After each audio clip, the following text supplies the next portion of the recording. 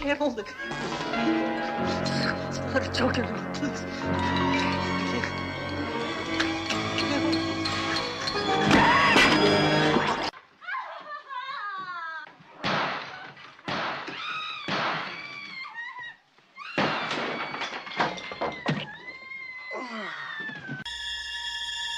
Hey, now cut that out right now. That's not funny.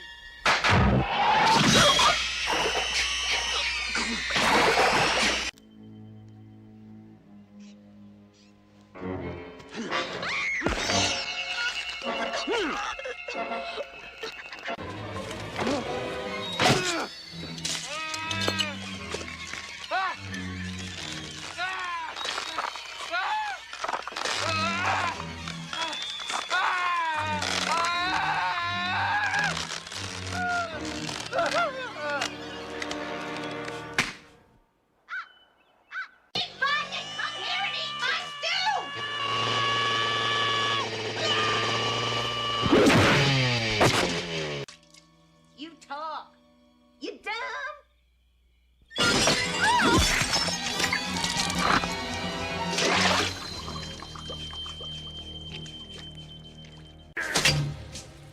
Not a game! Life!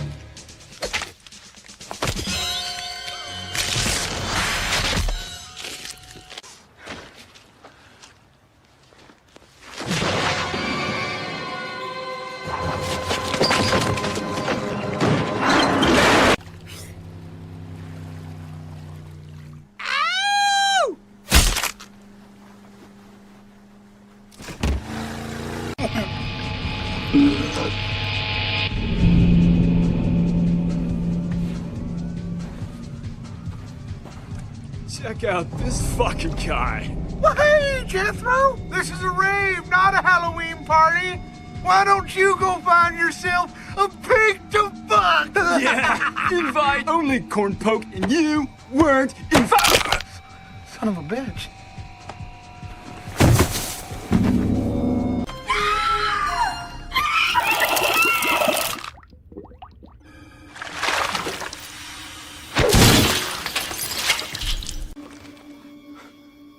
Shower curtain. This thing's like a fucking piece of toilet paper.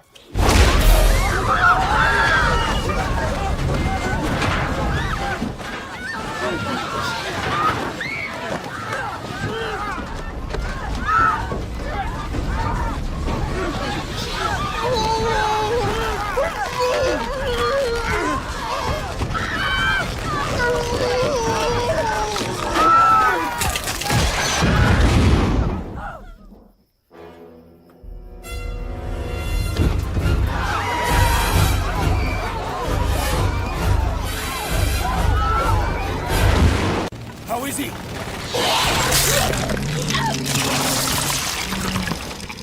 Dragosh!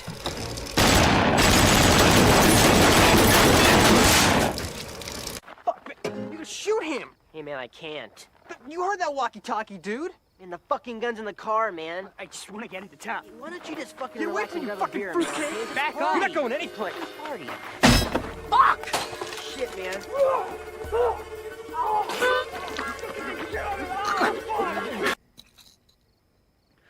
Party's over, Winston.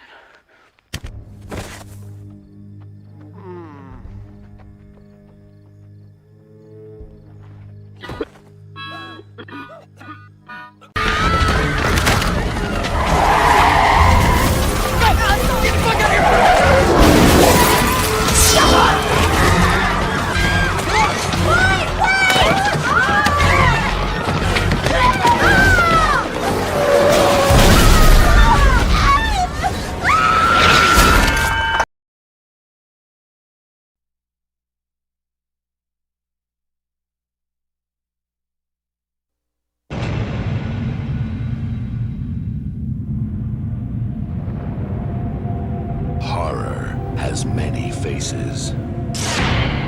Death wears many different masks. But pure evil wears only one. And this is your final chance to see it.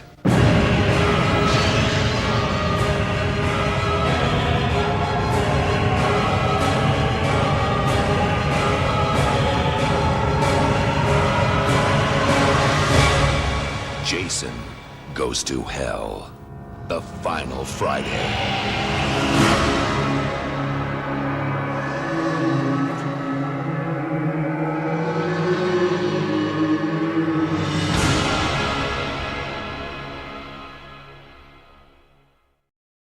All right, with that, we're live. I am Chris C. I'm the film nerd, joined by the G to the dot to the A to the dot to the P. There we go. That's Gorphobe, a.k.a. Keith, a.k.a. the Black and One. I'd be the advocate for the Black and One. How you doing tonight, my brother? Good, man. Really, really good, man. I love those excerpts, man. I was so glad when you finally shut that wheeling that woman up on Silent Rage. Silent Rage is so hilarious. It's like, oh. Silent Rage is really good. It's so good. A lot of great. Yeah, I've had that complication for a while. It's so good. Yeah, but the party. Yeah. Why don't you go find yourself a pig to? We will get to that one eventually in the slash along. That is Freddy versus Jason. But before that, we're going through the F-13 franchise, and this is where it separated. The 80s are gone, and New Line got the rights to the character of Jason, not to Friday the 13th. So that would be the first one that they did under their banner is Jason Goes to Hell, The Final Friday. And at the end of this film, we all know what we see. We see the claws come out from the ground and take them. That would lead to a film we'd never thought we would see. That is a future slash long. Of course, that is Freddy versus Jason, a film that was a pipe dream that you would never think of doing ever. Now you can do so many collabs worth of films and stuff like that now. They're still having trouble getting the rights to do a series and all the stuff on this one here. But it's an interesting one. It's probably the most divisive out of all the Friday the 13th films, but I'm blessed to have that awesome box set. That's probably the last great box set Scream Factory ever did, in my opinion. It's the only time you're going to get all the films in this franchise here, and we're watching the unrated cut of this. But yeah, this is a highly divisive film. It's directed by, let's see, directed by Adam Marcus, and it's produced by Sean S. Cunningham. So he had a place in this. Of course, it has Kane Hodder as the iconic Jason Voorhees. It has Stephen Williams as Creighton Duke. it has some interesting stuff. It has the dude that plays the Don King wannabe in Rocky V. It's very good. Also, with this one too, there was a comic. Yeah, there was a comic book series that took place between 8 and this one that was supposed to explain what happened to Jason, because we all know what happened after Jason Takes Manhattan. It basically goes full circle to me. They turned him back into a kid and stuff like that too. Sean S. Cunningham is like, no, we're just separating the first and then this one. Basically, with it's like Halloween H2O before Halloween H2O, because you started getting films like that too, where they separate just the stuff that comes in between. And this is basically the start of the New Line tapes. And just, that's crazy. New Line, like I said, mascot, of course, is Freddy Krueger. And I know what they were thinking when they started making this film. They're like, oh, hell yeah. We're going to... But it's a fun one. It is a divisive one. I mean, I'm just going to tell you some of the comments on here on IMDb. 4.0, what the hell? How can this film get a higher rating than Part 5 and 8? Worst of the series, Jason Goes to Hell, The Final Friday, 1993. A half out of 4. More likely, this one got 3 stars, which is interesting. More like Friday the 13th, the series has gone to hell. Right. And one of the best comments, Part 9 is pretty dismal and not much fun at all. Yeah. I think it's hilarious. Well, yeah, I mean, like if it's anything, you shouldn't take it too seriously. You should have fun with it. Fun with it, definitely. It's good like I said, it has good kills in it and stuff like that. And I know Brad 4K10 Revival likes it. A lot of people are hyped because Arrow is releasing the 4K just like they did this one right here, the remake. Now, it's very interesting because I'm gonna bring that up right here because Dawn of the Discs did it, and it's very interesting with that is it's supposed to look like this bad boy right here. So you get kind of like, you get kind of like this. So they're going with the same aesthetic. So that means they're probably doing Jason X and Freddy versus Jason. Freddy versus Jason, 4K, please. Absolutely. But you kind of saw what the teaser was going to be about. Then we have this right here from 88 Films. That's Murder Rock from Lucio Fulci. And you have some other goodies that they're doing as well. So that was very good. That was very good. Yeah. So because I know Vinegar Syndrome is releasing releasing Murder Rock as well. So that'll be Vinegar Syndrome's first Fulci. They have a couple of one Argento and a couple of Umberto Bavas, I believe. And yeah, that'll be their first Fulci. So that's very interesting. And last up here. I thought somebody else was doing it too. Like maybe it seemed like 88 Films or something. Maybe what? Yeah. So it's definitely interesting. And then just going to share this real quick. This beautiful lady recently passed away. She was in the remake to Black Christmas 2006, and also people remember her from Buffy the Vampire Slayer. Rest in peace, sweetheart. Obviously, God needed another angel up there. He got one. She's 39. I'm 45. It's kind of scary thinking about that. Way too young, man. Yeah, last I heard, they're still not sure why she even died yet. Yeah, Michelle Trachtenberg. Yeah, 1985 to 2025. So, yeah, they found her. It's kind of, they found her in her apartment, I believe, or hotel room. Fortunately, kind of passed away and stuff like that too. Also, a quick memorandum to didn't mention it last stream. To David Lynch, a great director. That broke my heart a little bit. Great director, great films. What can you say? What a run! Never got an Academy Award. That's a crime. He came very close with The Elephant Man. That's not his masterpiece. My favorite film from him is Blue Velvet, and Mulholland Drive comes a close second. You can go 1A, 1B. I love both those films. I mean, God, you have Eraserhead. That's a cursed film in general with the actor. And I mean, man, you have, like you say, you have all those films in like certain order. I've not seen them all. There's one with Nicolas Cage I haven't seen yet, and I have Inland Empire as well. I need to check that one out. So what's your thoughts on that director there, Keith? I've seen a lot of his films. I grew up with a lot of them because, a lot of people didn't realize that he goes back as far as he does. I mean, Eraserhead's, a pretty old film now, actually. That's one that I never really cared for. I'm by Eraserhead, kind of like I am Videodrome. Yeah. I just, it's just a little too much for me. But very good, very talented, very visionary, very different, very. Love it. Yeah, I love the fact that he was different. Twin Peaks, of course. It's That's like, one of the biggest series of all time. Yeah, it has to be. You change the narrative a little bit. He really brought back. You know, for him to go from films to that successful last series like that.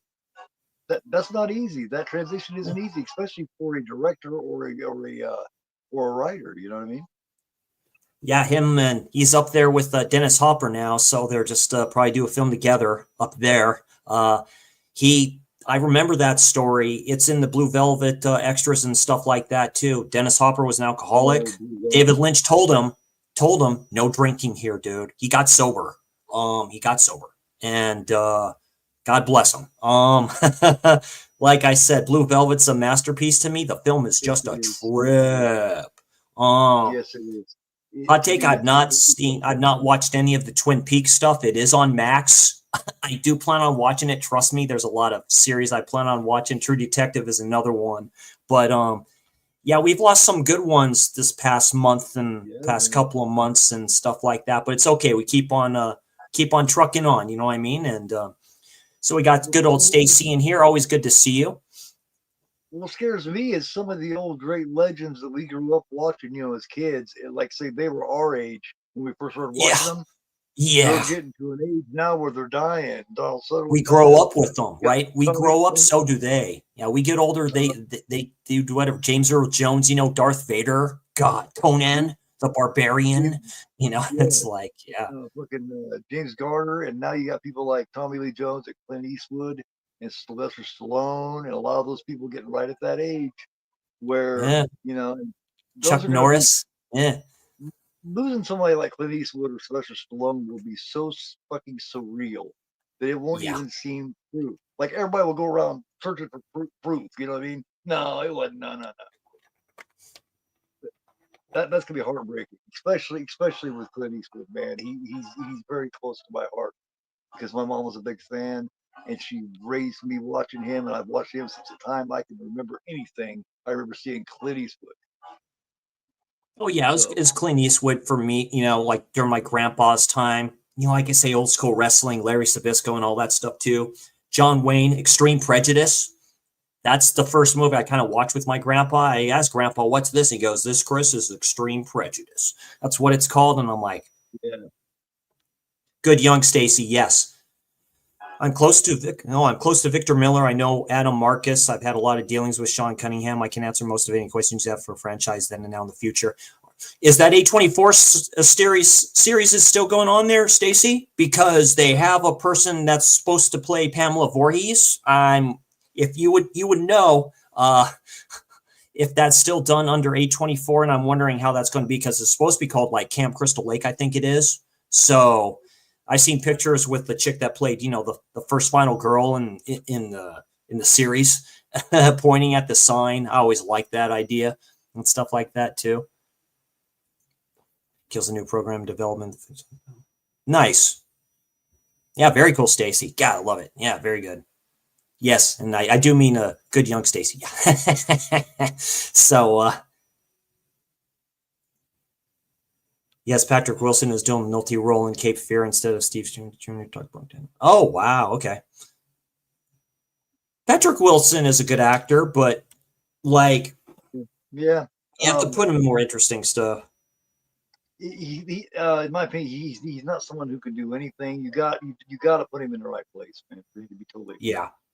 Like there's no reason for these redone versions. You can't do a correct redone version like the remake of Cape Fear. I mean, both of those films are great. Robert Mitchum, that dude was a badass. Like, I mean, Night of the Hunter, and then you do stuff like that. Linda Cardellini was cast as Pamela Voorhees. Thank you.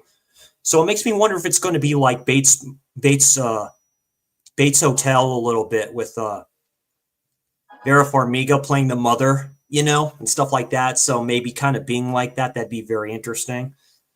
Like say, yeah, because Keith, you did your ranking evil on Jason in general, or Pamela Voorhees in general. That's pretty good. That's good research there. So yeah, we're going to start on this bad boy right here. So we're watching the unrated cut of this film. This, of course, is part of the Scream Factory box set. It is the box set to get. They recently had their Love is in the Scare sale. One of the many sales that they had. This got down to like $80. It's worth it. It's worth $100. It's a nice box set, loaded with special features and stuff like that. People like to shit on Scream Factory a little bit. They do good with their transfers. I don't know what the hell you're all talking about. So, they want better, more prettier stuff. I get that. But, it's a good one. We're just kind of stuck, you know what I mean? A lot of the companies have, for the price, a lot of the companies have been given thicker, fatter looking, and prettier box sets, where Scream Factory's kind of stayed with just their newly commissioned artwork on the sleeves and stuff. They don't have like the newer kind of designers that used to do it. I think they went to other places, to tell you the truth, or less. their cost cutting and stuff like that. But anyway, it's a great release. So we're going to start this bad boy up. I'm going to start down from the count of 10. Then we're just going to bullshit the rest of the night because it's basically a fun one and stuff like that. So this is the unrated cut in 5, 4, 3, 2, 1. Wait till Keith gets it going. I can't find my goddamn. I can't find my fucking remote. Oh my god, I'm in hell, man. What do you do when your remote gets away? Here, hold on. Fuck, man, this is stupid. Sorry, man. Now take your time. Take your time. Crazy. Where could it go? You know? Hold on. Nope, not there. You know, when this kind of thing happens, you end up looking the same spot like 15 times in a row. He's like, nope, still out there, still hasn't come back yet. You know, it's like, nope, not there yet. Oh my god, dude. Go ahead and start it, man. I'll catch up to you. Sure, no problem. Go ahead, man. This is fucking stupid. I'll play with director introduction. That'll take a few minutes. Okay. Yeah, this is like, oh my god. Hold on, I'll just go get food. God, No problem. It's a good interview with the director too. I was watching the extras before we started this, so it's a good interview. He's a fan like everybody else. Like I said, it's gotten a cult following and stuff like that too. So, and there's New Line. When you first see that in the theater, I couldn't know what people were thinking. Like say, this was '93. I was a young buck, man. I was like 14, possibly. Sean S. Cunningham production. It's like, oh, well, wait a minute. All the Freddy fans are like hella pissed that they see this.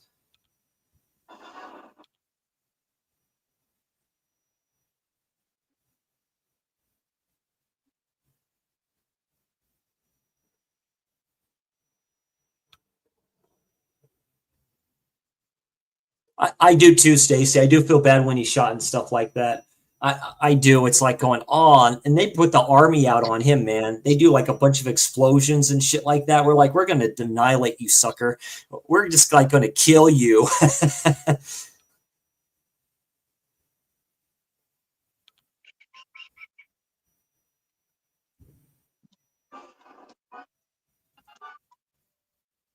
I'm getting there, man. I'm getting there. All right, I'm going straight to play here. Maybe we'll meet somewhere in the middle. All right. I'm just at the point where she just the chick just gets to the cabin and stuff like that. Okay, yeah. I remember the one of the 1.5 times. Favorite kill in this? That's easy. It's when they try to grab the one dude that's possessed, and he puts his elbow in the one chef chick's face and stuff like that. He just goes like whack, and you see like the face all like enclosed and shit. You're like, oh, he dead. She dead. Yeah, this is something that a lot of people don't know, man. Is that I'm not I was never a big fan of this. I've seen it like 1.5 times. Didn't like it, but I have not seen it since about '96 or '97. So a lot it's very corny because they put the cult aspect in there, and I love cult films. I just do. Like, it's what you don't see. I've always liked that. But this one, they put it in, like, with the Duke character, the bounty hunter and shit like that. They make him too smart. No offense to him as the actor. He's a good actor. But they make his character too smart. But yeah, this is notoriously the only one that I just do not like. But when you mentioned doing it, I said, that sounds fun, man. I haven't seen it in 30 years. Let's do it. 30 years. Yep. Really? And films like this were after, so like I say, horror changed in the 90s. You got Child's Play 2, which is totally different than the first. And I love Child's Play 2. That was my first Child's Play film. So it kind of reminds me of that, where it's totally different, where everything's just up to the extreme part, you know? I'm a 90s kid or 90s teenager, dude. 90s were great. The 90s are special because my favorite all-time horror film is Event Horizon. That defined the 90s for horror. I love Event Horizon, period. when you're scared to watch something, and I'm still hesitant to watch it to this day, it hits differently. Man. And it hits differently. Where you're like, holy shit, you know what I mean? A lot of shit doesn't make sense, like Fire in Space. No, that doesn't happen. But the way Larry Fishburne describes fire in space is fascinating. Right. It's almost like hard science fiction. So, it's films like that. One thing I do love about this one, I do remember it has Erin Gray in it from Silver Spoons. And she was always a hot. This chick right here, I think she's a redhead, actually, is hot as fuck. Yeah. She was in a sci-fi series too, right? So you see what they're doing with Final Girls. You get the beautiful lady, they'll summon him. Oh, what's going on, Jeff? I'm good. How are you doing, my friend? I just did a recent video on some pickups today from some buddies that sent them some stuff. Great to see you in here. Fellow geeky brother.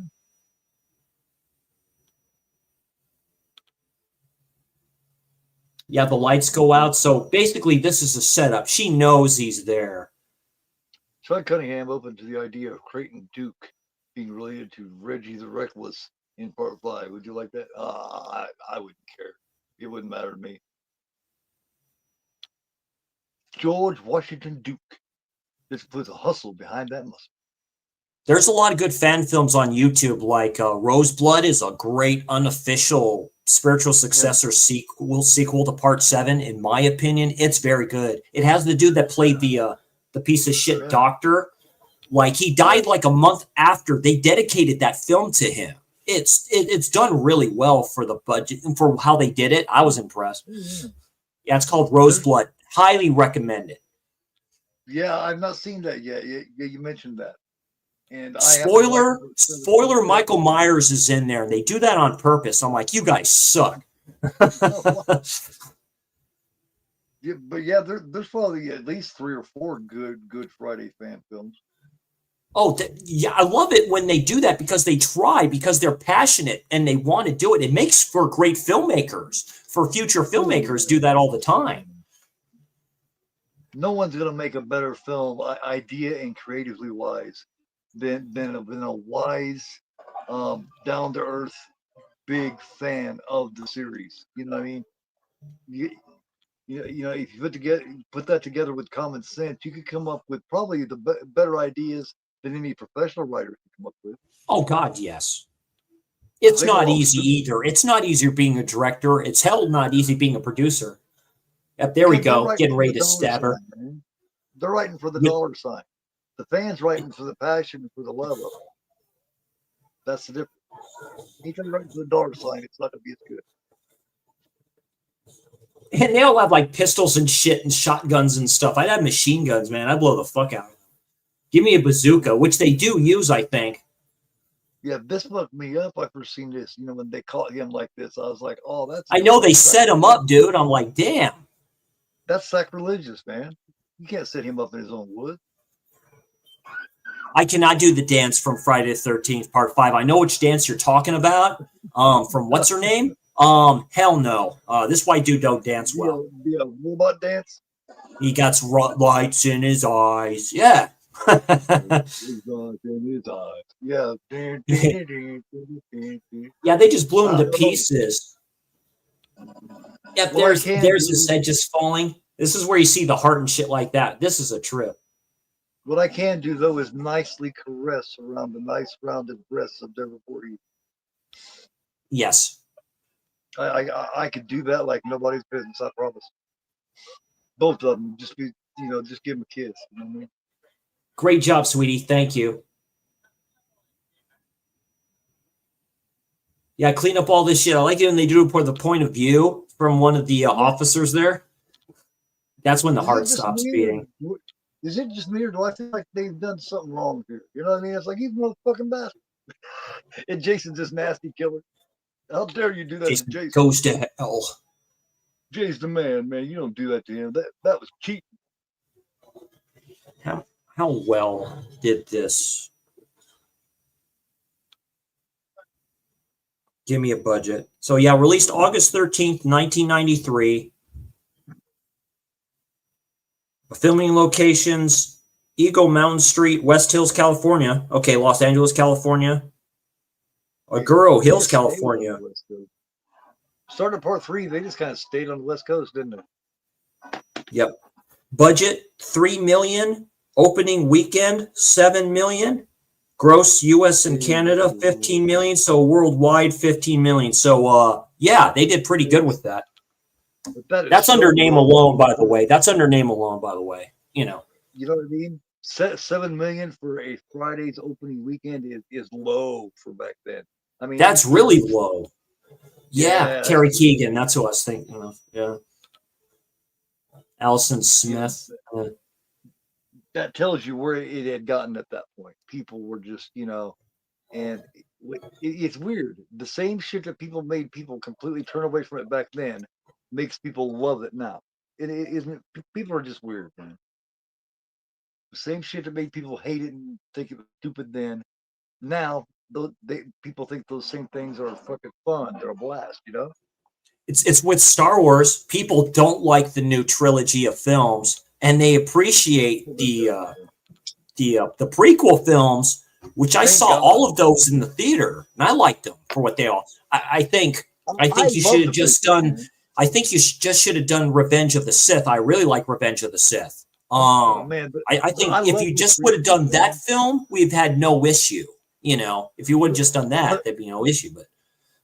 But it would have been a long film, you know what I mean? And you wouldn't have got so many great characters. Some of the greatest characters in Star Wars history came from those prequels, man. Dooku, fucking Mace Windu, Sir Christopher Lee, and Sir Peter Cushing, both because George Lucas is a big Hammer fan, and he watched them, and he's like, "You want to play Grand Moff Tarkin? Sure, you may fire when ready."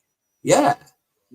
What's funny about Tarkin and Peter Cushing is that he was not a fan of George and that whole experience, because they didn't get him a pair of shoes, a pair of slippers. See, because Peter Cushing liked to walk around in like house slippers. When he wasn't doing a party, he would just walk around and comfortable. Well, they didn't have a pair for him in his size, so he ended up just completely, you know. Cushing was an old English gentleman, man. He, you know what I mean. He wanted his tea, his cigar. Oh, that's whatever. Right, the sister. Yeah, I think I wasn't digging that because they're trying to go the Halloween route a little bit like that. I think they're making fun of Halloween a bit with the sister, the baby. I was like, what But how dare you not have Sir Peter Cushing slippers? You know what I mean? Yeah. Yet Christopher Lee loved the experience, you know. Of course, he was a lot younger when Cushing worked with him. He's my favorite Sith, to tell you the truth, next to Vader, because his character it represents the character, represents the actor, where he's like, I chose to do this because I saw the hypocrisy in the Republic, dude. I'm like, yeah, Count Dooku, Darth Tyrannus. Yo, hell yeah, I love that name. Darth Tyrannus, yeah. Darth Tyrannus, yeah. And they based that right off of Christopher Lee and his host of films he had done throughout his career. You know what I mean? Like they knew that he was like a fencer. So the way he swings that lightsaber is, you know, just like a fencer would be like touche. I love that addition. He is a great Sith. He's great actor. He's highly missed. Those dudes are highly missed. He's an idealist, disillusioned with the Jedi Order. Right, he's disillusioned with it. Yeah, I have the book. I have the book, the newer book that they did on him, talking about his story and how he went from that to that. Yeah, and he couldn't stand Mace Windu because Windu embodied all of that hypocrisy. But leave it to Samuel Jackson to be the only motherfucker that would have a fucking purple lightsaber. I want it purple. God damn it. You're like, shit, I want a purple motherfucking lightsaber. Ahsoka got white ones. Like, straight up like white sabers. Yeah, that's a nice one. It's a double one, that's why. That purple looks sweet, man. Sorry, yeah, we go off topic there, but we're fans of the films. I'm a big fan of Rebels. I really like that cartoon show. I really did. I thought that was done very well. No, this was really good, and the Clone Wars series was good too, man. Oh yeah, the Clone Wars was great. Um, episode 7, The Force Awakens wasn't bad. They started off No, I decent. like The Snoke, Force Awakens because they gave you what you wanted to see, right? They give you all these characters and shit. their idea I'm a fan of was the expanded universe. I'm a fan of the expanded universe books, specifically the character of Jason Solo, and that's who Ben Solo was, which is Q. That's Jason Solo. They went with that same story and all this shit. They tried to, and I'm like, oh, okay. And then you have Snoke was Darth Plagueis. Snoke, their idea was J.J. Abrams to what's his name? And I like The Last Jedi for what it is. Most controversial film ever made, it seems. Yeah, that's just when he eats the heart and shit like that. He just just chows it down. Yeah, Joe's watching you put some muscle behind that muscle. Watching him. Touch me, I'll sue. Touch me, I'll sue. You heard me, punk. Touch me. That's like one of his best parts. Sue me for what? It's like he's a demon or something. Yeah, this is when I was like, what the hell am I like? I mean, I got this expecting to see a Friday 13th, right? And I was like, what the hell's happening here? It's a pretty good chain of events, too. He runs like roughshod on those campers that just happened to be doing that. So, like, yeah, why not? It took a lot of balls. I will give them that. It took a lot of courage. It's a scene from like Highlander and Mortal Kombat. You know, you take all the souls of everything. right. Yeah, I hadn't thought about that either yet. Yeah. There can only be one, and it's George Washington Duke at this point. Yeah. I love Mortal Kombat. I love the 90s film. Love the 90s film so much. It's so fucking good. They had to have known that there's a good chance that the Friday fans were not going to be digging this. So it took a lot of guts to do it. Well, I remember back in the day, I went and saw a Seed of Chucky in the theater, man. A kid got up and he said, fuck this movie, and he left. And he left. He said, fuck this movie, and he left. I was like, damn. That son of theirs is one of the scariest things in horror history, man. That boy is fucking scary. He's creepy. But yeah, what's his name? Because it's voiced by a good actor, too. Oh, shit, I don't remember. The Family. He kind of comes off like Niles from Frasier, doesn't he? Yeah. That's who he always reminded me of, was Niles. Yeah, the guy's all making fun of him and shit like that. Oh, he dead. Yeah, fuck. Yeah, like, fuck you, man. I was like this pizza in your heart. Yes, that's a probe. Yeah, that's a probe.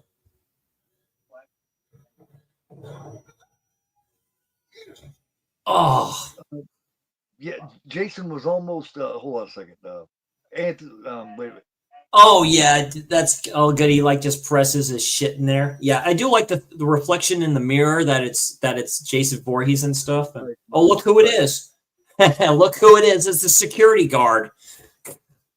Yeah, Jason had another name to begin with. I don't remember what it was though. Do you remember? He flipping Kane Hodder is the security guard. If y'all didn't know, yeah, they showed him that he's done that twice. He's done security guards before too. Yes. He did it in Lord of Illusion. He was a security guard in that too. That's an interesting film. Clive Barker's Lord of Illusion.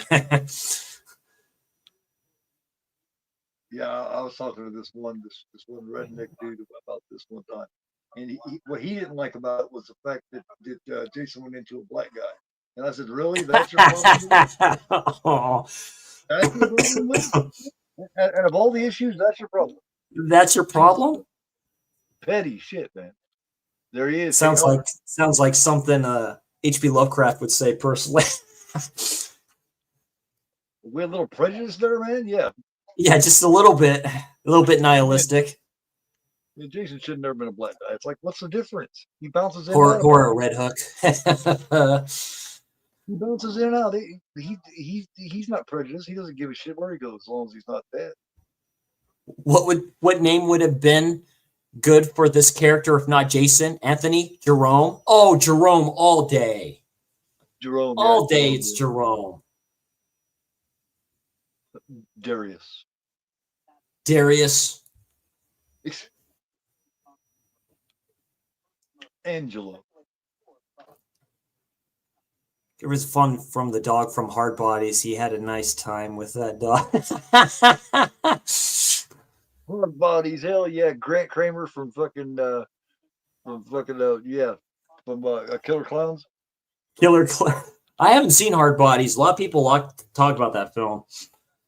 Grant Kramer from Killer Clowns is in it. Jerome wasn't a very good swimmer. Yeah. Jerome wasn't a very good swimmer. We can go now. Yeah.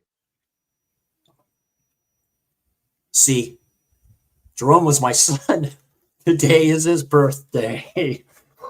Damn it, Jerome. It'll be easier for you than it was for Angelo. If it's Jerome as the Jason character, then it's Wanda Sykes being flipping Pamela Voorhees. I'm just saying. Yeah. Yeah. Or Viola Davis. I like Viola Davis. She's a good actress. She could play the part. I always thought if they couldn't get Betsy Palmer, they could have got Cloris Leachman. That would have been interesting. Betsy Palmer was great. Dated James Dean for a minute. Yeah, she's very pretty. Oh, she was very pretty when she was younger. Hell yeah, man. But by the time I got to Friday the 13th, she looked just like a mom. Like I totally bought her being his mom. Totally. It's like Betty Davis in Burn Offerings. She was great in that. She was hilarious in that. I was like, yeah, she went to horror. That's what Maxine is based off of. Right. Joan Crawford, that bitch. Burn Offerings is overlooked when people talk about films. I love Burn Offerings. Yeah. Oliver Reed of Hammer fame, Curse of the Werewolf. Right. Oh man, The Brood. Yeah, The Brood. Yeah, that's one of my favorite Cronenbergs. That might be my favorite Cronenberg. The Devils. Oh yeah, you have the hockey masks on top of there. I forgot about that. He's the star of The Devils. You know. This is another one that's overlooked. Deadly Blessing. Oh yeah, that's Wes Craven. A lot of people. Yeah. Is that the one with Sharon Stone in it? Yeah, it's got a young Sharon Stone. She gets a spider dropped in her face. Yeah, Kino is killing it with those releases because they're the ones that released Burn Offerings. They also just recently released one as part of their Kino cult line with Klaus Kinski. Forget the name of it now. They also released The Beast Within, which I still need to check out. That's crazy, man. You'll enjoy that. That's on Tubi. Tubi's a great platform. Tubi has a lot of films on there. That's one of them. They go crazy with the bladder effects on that one, man. The effects kind of remind me of the bladder effects. It's how they was used at Amityville 2 at the end. That's kind of what it reminds me of The Beast Within. I'm so happy I did that watch along with you on that film. Fucking love that film. Love that film. We need a better release of that film. Come on, Vinegar Syndrome. Come on, Versus. Do it. They have to have it. It's MGM, right? Dude. They released Versus released the Amityville Horror. They released that. That was like their first big release. You know what I mean? Studio wise. That was huge for them. Yeah, as far as I know, the only boutique to release it is that Amityville set from Screen Pack. Knock on wood, I had that on my wish list. I think you can get it for like $80 on Amazon. Damn, I paid $30 for it. I have that DVD. I have that DVD set that comes with the original 2 and the remake. Right. That's one of the first that came with like the really slim DVD cases, like the Friday 13th from, which is my favorite. I love that DVD set so much. from Crystal Lake to Manhattan and stuff like that. That is the quintessential Paramount Friday the 13th set. Amityville, in my opinion, is not a terrible remake either. Oh, with Ryan Reynolds?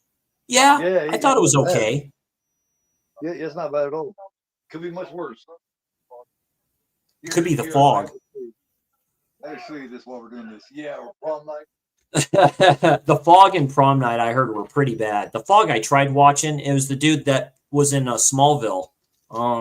Played in that one. Yeah, it has. What's her name too? I can't remember her fucking name. Do you remember this set? Yeah, the tin set. That's way out of print. Yeah, I got this when they announced the Scream Factory set. This thing had been going for $400 or $500, but when that was announced, one dude, it was like brand new practically. One dude had it offered for $60, and I bought it. That's nice. Yeah, eBay. I'd buy it used just because I'm a hardcore fan and stuff like that too. There's that one I remember seeing at Best Buy years ago that came with like the mask underwater and shit like that too. CHH has it. Yeah. It's like I missed out on that too. You didn't think about it then. You're like, oh, that'd be nice to have, but then it's double dipping, you know. And you're like, well, that's bad. I have the Steelbook Paramount set, which is just all the films in like one Steelbook type of thing and stuff like that. I haven't opened that yet. It comes with like cards and shit like that. I'm not opening that. Right. I haven't seen I Bury the Living. I've heard of I Bury the Living. There's Stacy. Oh yeah, this dude just happens to pick all these people up and stuff like that too. They're all dead. I'm thinking about a few films that aren't really talked about or done anymore. Like We Are What We Are, the Hamiltons, the Thompsons. That one you talked about that I purchased off of Hamilton Books, G.A.P. and stuff like that. That's like, Good it's not bad at all. Even some newer ones that Shudder did. What's it called? Random Acts of Violence is very good. That's a good one from RLJE. It has the director is the dude that played what's his name in How to Train Your Dragon, and that's really good. Oh, yeah. Very fever dreamish. It's very fever dreamish type of a slasher, but it's very good. Flipping, introduced to like a lot of slashers like the last few years, like Bloody Moon from Jess Franco. That's probably his best film. Like that's probably his best. It's like, other than Dracula, I've heard Dracula is really good with Christopher Lee. But I'm gonna do a watch of that one that I was talking about, man. Among the Living. The problem of it is you can't find it. You can't do a watch long of it because you can't find it for anyone to be able to watch it unless they have it. It's nowhere to rent. It's nowhere to buy streaming. It's not playing anywhere. Not yet. It eventually will. It's probably a rights issue. Yeah, some of these like. But that's a damn good French slasher, man. Sweet 16. I've never seen Sweet 16. That has the chick that plays Chris in Friday the 13th Part 3. You know. Kimmel, yeah. Dana yeah. Kimmel, yeah. It's made the same year. It's made real close to the same time. I think she made Friday the 13th right before. Flipping, The Initiation is very good. Yeah, it's a very good fun one. Has the dude from Return of the Living Dead as the dad. So you think. That's a mall slasher. It takes place in a mall. It's one of the rare ones. I almost did Slaughterhouse, or I was either going to do Slaughterhouse or Cutting Class, or I have Cutting Class. MVD just released that. I can't remember the other. I haven't seen Cutting Class with Brad Pitt and shit. The other night for Forgotten Slasher, I was going to do Slashers? Slasher at like 2 a.m. But it got to be like 3:30, and I was like, nah, fuck it, I'm not going this late. Night School. I mean, Night School's a great one. Curtains. That was the other one that I was thinking. Curtains is terrific. Yeah, I love Curtains. Yeah, Cinex released that. So it was between Cutting Class, Curtains, and Slaughterhouse. Yeah, Mr. Vernon. Mr. Vernon is in that good buddy of Clint Eastwood, man. Like he played the police chief in Dirty Harry. He's in Outlaw Josie Wales. You know, yeah. Oh yeah, man. Vern, yeah, he also plays the asshole cop in Killer Clowns, like I was talking about. I put a poll up too for westerns to do for my Western Wednesdays and stuff like that. Hey, this is Eric. Hey, this is Eric made a good one. I think it was him called Duck You Sucker, aka A Fistful of Dynamite. That's on Tubi. That's Sergio Leone. I'm like, okay. She's speaking our language now, Chris. She just said lizard in a woman's skin. Yep. I love Lizard in a Woman's Skin. Oh, yeah, that's a great one from Lucio Fulci. Another one he did before that, one on top of the other, is very good with Marissa Mel. Oh, my God. That's very good. 1968 in San Francisco. 2 years ago, Stacy, I did 3 months of summer. Every Monday night, I did either an Argento, a Fulci, or a fuck. We have Umberto Bava, you know, Mario Bava. You have Sergio Martino, but then who did everything? Sergio did a lot of different things. Umberto Lenzi. I never got to him, but I did end up doing Zombie, the trilogy. Let me see. I still need to check out Zombie 3 because I know he was sick and he couldn't finish that film. New York Ripper, and then I switched over and did Phenomena, Suspiria. Oh, whack. And Tenebrae, I do believe. So I ended up doing like 10 of them altogether. Phenomena is terrific. New York Ripper is very good. Yeah, New York Ripper, that's a video nasty if you've ever seen it. I don't think I had met you yet when I did that, Chris. Yeah. Remember when Dirk did his verses on that? It was Pieces versus New York Ripper and shit like that. I like that idea. I'm like, I really like both of those. I went with Pieces. I went on the side for Pieces. Yeah, Alan was on there with us. I'm like, yeah, Pieces is very good. I love them both, but you got to go with Pieces on that. You got to. As great Pieces is kind of more tropey. Pieces is kind of more tropey. It's more visceral than New York Ripper, if you can believe it. Yeah. Pieces is a standout in a great time. Oh, the waterbed scene? The waterbed or whatever that is terrific. In slow motion. Pieces, yeah. Well, yeah, Pieces in the category with original My Bloody Valentine and fucking Silver Party Massacre, Sleepaway Camp. It's in that elite category. Maniac, you know, it's in that elite category. Pieces. Oh yeah, right to the tree, boy. Yeah, he fucked her up. You can't smell it or anything. You can't smell the decay. Yep, there's a condom. That's right. Gotta in the 90s, gotta practice safe sex there. You pull down the fans. Damn, she fits quick. Didn't even drip dry or shake or nothing. Oh, she just tossed it. I'd be like, hell nah. Oh, the old trophy, the branch breaks. Correct. Yeah. Who's there? It's just me, man, the killer, you know. Actually, it's your friend. She's hanging from the tree. Actually, it's me. I'm dead. God damn it, help me. Why didn't you help? Stupid bitch. Shit. Think about yourself all the time. She's perky. Yeah.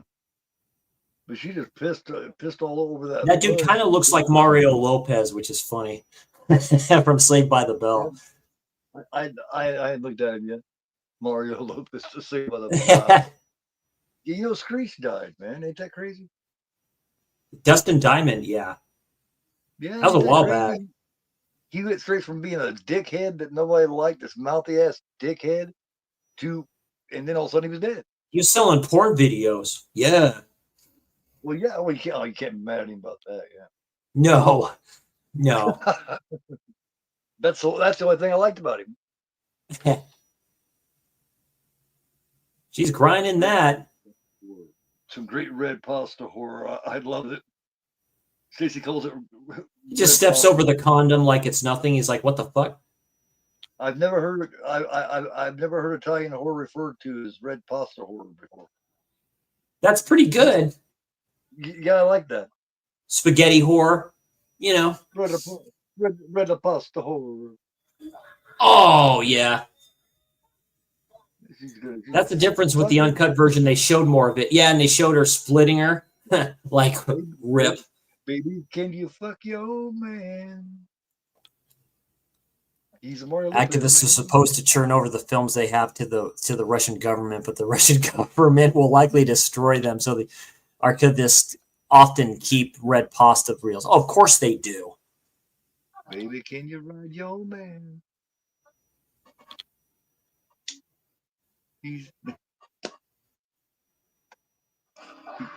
and then she was all like, oh, and then yeah, just like, yep, what a way to go. Split rip. Jason's good at that, man. I mean, you remember Jeff and Sandra? They were all happy and bliss, kissing on each other, loving on each other, and shit. He fucked that moment up.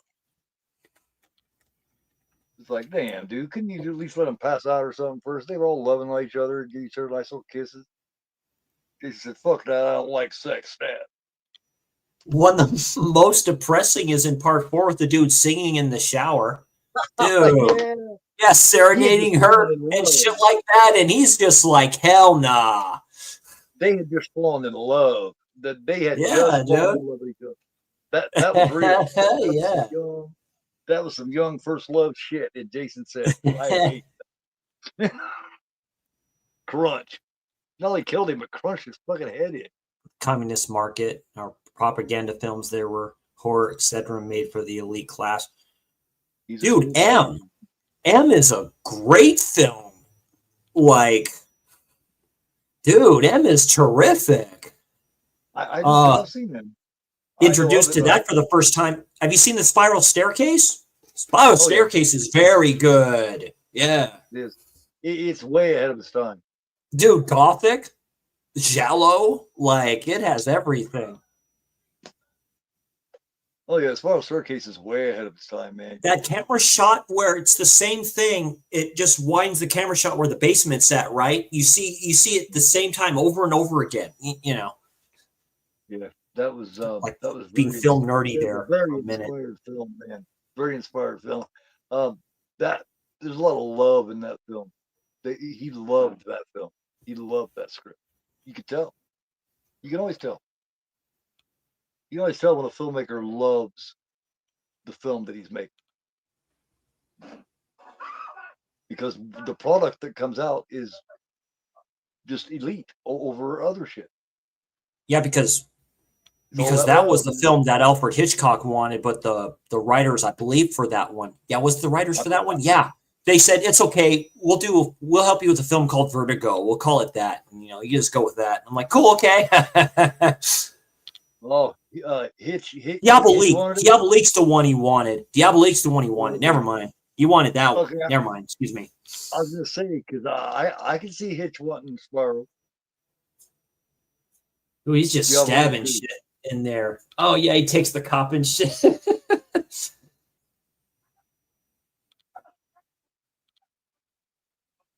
You think here kind of looks like Francie from the Pink Ladies, or she got that look to her. She's like, she's like Francie's older sister or something. In her, this is when he transfers his energy to him and shit like that. So this is kind of funny with this one when he transfers it to the cop. I was like, what the hell? Dude, I think that was a Chevette, man. I think that was a Chevette. Wow. Methodical, isn't he? He's got a fucking chain down. He's sharpening up this fucking razor. Looking. Yeah, he's shaving him. Yeah. Isn't that odd? He's like, Jason doesn't do this. Yeah. Well, I wonder if this is shit he had done in the past. Maybe he did shave some up with her.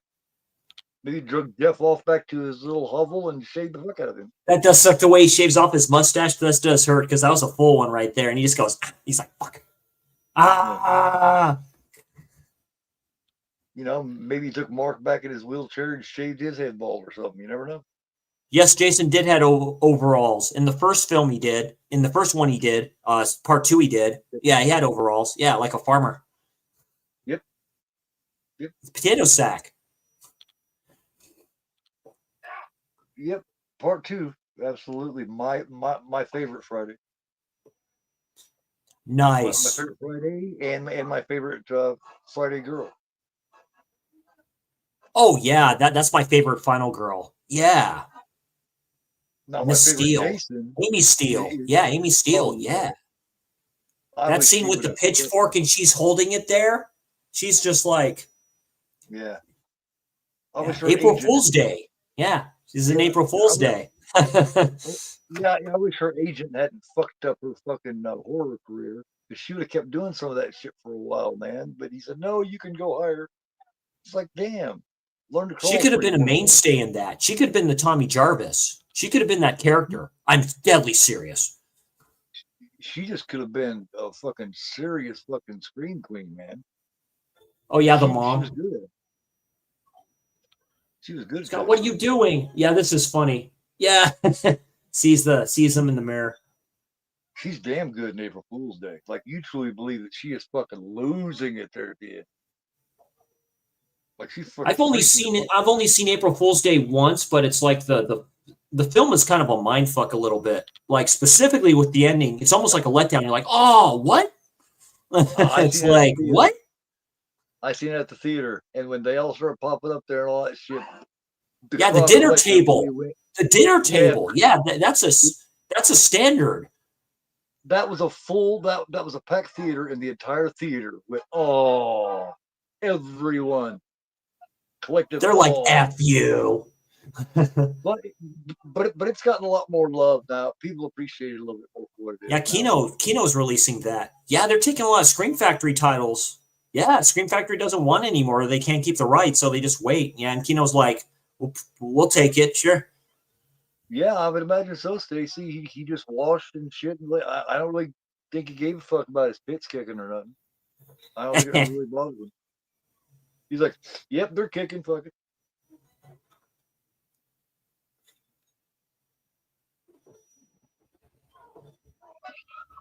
Jason's like, damn it, I can't do shit in this stupid ass body here. I need more strength, God damn it. I need a bigger person.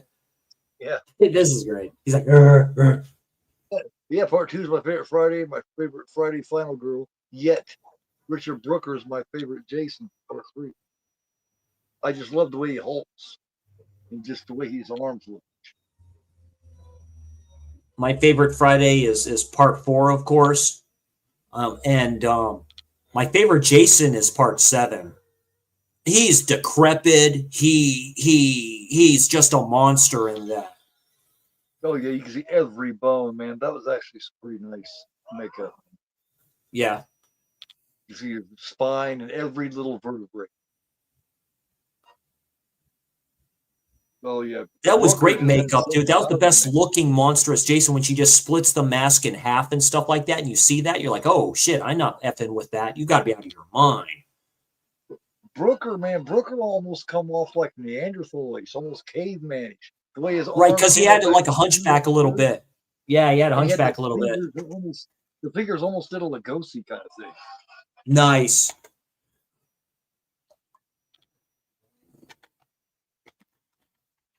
I loved it. He was the perfect height, man. He just the way he was built. He had like this hunch right here, almost like he had a hunch in his back. He was like, oh, it's the first one he takes over, the one black character and stuff like that, the coroner. He had that kind of look. He worked better for that, but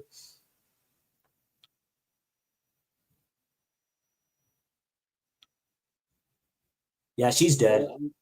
Yeah, she dead. Yeah, what a waste, man. I just always thought she was exceptionally cute. Kind of like the mom from Growing Pain. She was cute too, man.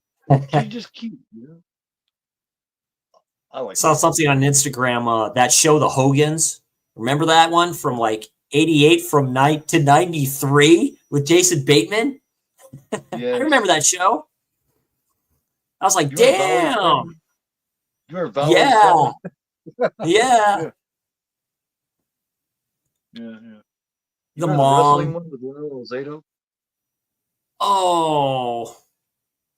I can't remember the name of it, but yeah, he played a wrestler. He moonlights as a wrestler, but he's like a Right. teacher during the day or something. Charles in Charge, My Secret Identity, the Superboy show that they had for a minute. That was actually a good show. Hey, you know, Nicole Eggers is dying, man. Nicole Eggers got cancer. Yeah. I was blown away. Damn. Maud, which Shout Factory I think has with what's her name? They had some dark episodes. Yeah, they had some dark episodes, man. I've got Maud, man. One of the many spin-offs from All in the Family. Yeah. And then Maud spun off fucking Good Time. Yeah, Good Times. Dynamite. Because I go through their top like kind of emotional type things, like when she gets pregnant and they have that conversation, like, yeah, you know, and I'm like, yeah, I mean, Boy Meets World back in the day and shit like that. Yeah. Maud was current day woman, you know, at that particular time. That's what was going on. Yeah, she was. B. Arthur was flipping Saved by the Bell when Jesse's taking those caffeine pills or whatever it is, dude. And she goes off. And I was like, yeah. She gets all emotional about it. Well, Alex does the same thing. He starts taking speed to try to pass the final because he doesn't have much time. At the end of season 1, I do believe, Family Time. Either season 1 or season 2. When a friend of his dies in like a car accident, and he's like, I talked to him today. You know, it's like that. Yeah, it's like that. Man, I always thought Mallory was so underrated. I always thought she was a much better actress than what she was given credit for. No one ever talked about her, but they should have. She was more than just a pretty face, you know? Justine Bateman. Yeah. She was a great character, too. She was a great character. The best character of Family Ties was the dad, Michael Gross. He was fucking. Oh, yeah, dude. He's a great actor to begin with. Yeah. His humor was just so dry and just so, I mean. That was a series of the time. Yeah, Michael Fox. I love Family Ties. I'm a big. Oh, yeah. You'd have to be part of that to know about it. Like Mama's Family, I watch all the time. Mama's Family is hilarious. Dude, it's hilariously good. So funny, dude. Oh, yeah. It cracked me the hell up, dude. Oh, yeah. Family Ties, in my opinion, has the best intro music of any sitcom, too. Oh, I always like the Jeffersons. Like moving on up to the sky. Without us.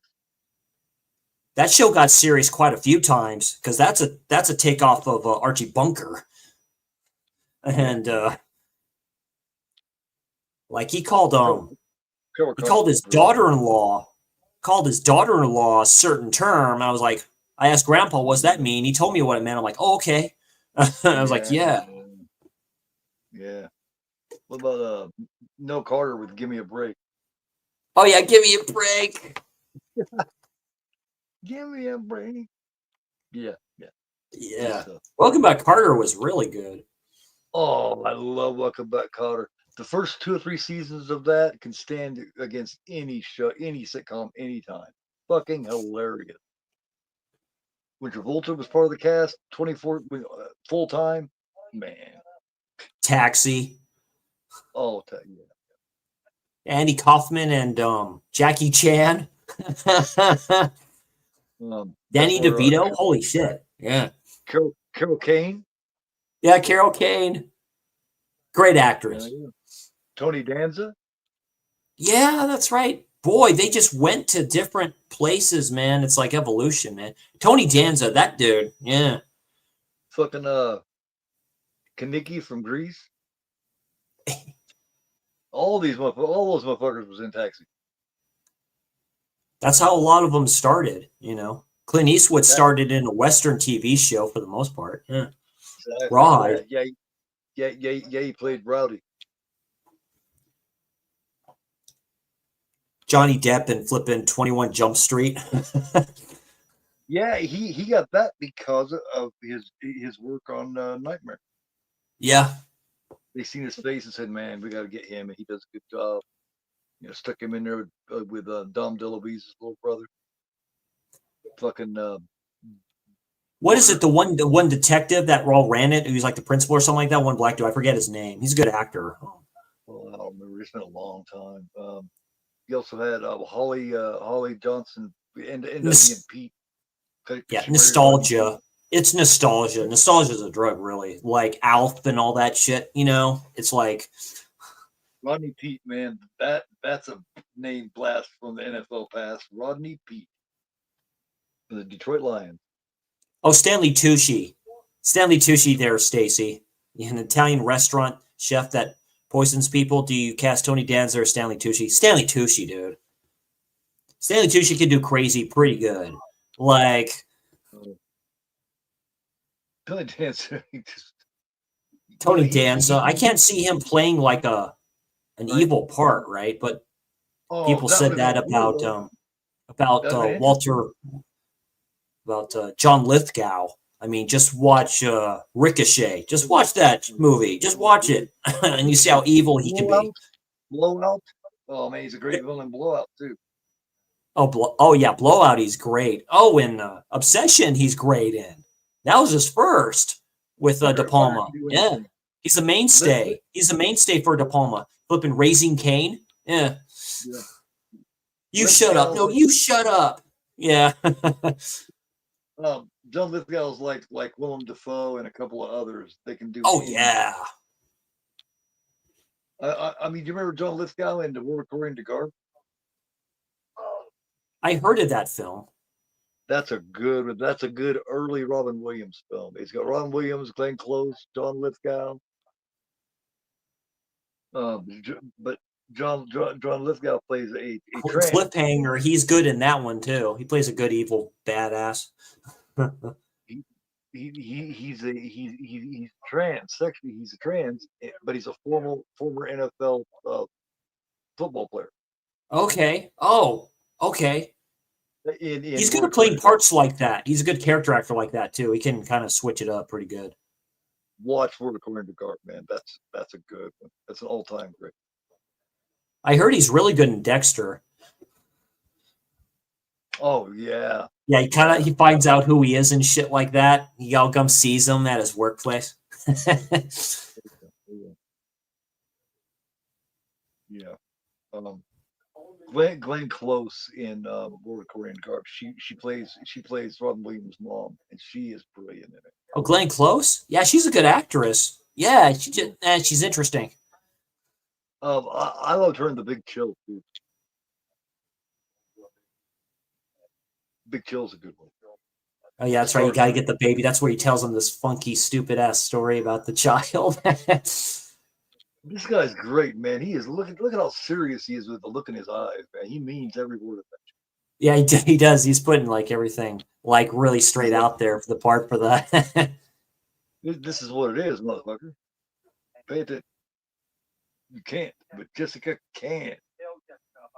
That copy kind of looks like Paul Rudd too, in his early Halloween, Chris and Michael Myers days. Paul Rudd and that he went through that whole film with this look on his face like he's weird as hell, dude.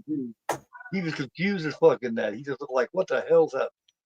And then he just does comedy, raunchy comedy type stuff, and Ant-Man and shit like that, you know, and all this other stuff.